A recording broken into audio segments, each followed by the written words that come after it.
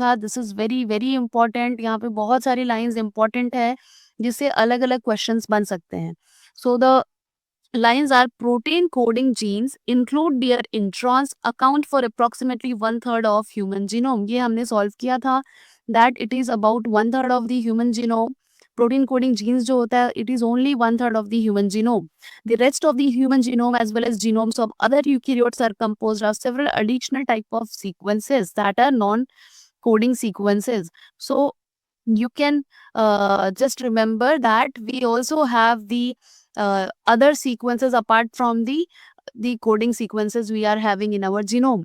so although these sequences do not encode protein, recent research has established that they are not non-functional।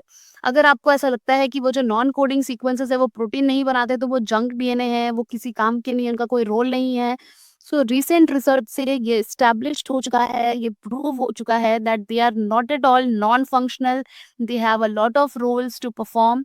सो ये अभी still research अभी चल रहा है actual में पता करने के लिए, पूरी तरह से पता करने के लिए, but many studies showed that they play an important role in gene regulation।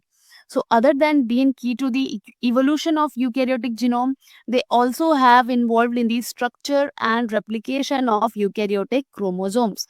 So अगर हम लोग बात करें genome complexity की, so the complexity of genome of higher eukaryotes is reflected more clearly in the extent and multiple activities of these non-coding sequences। जैसे कि मैंने उस क्वेश्चन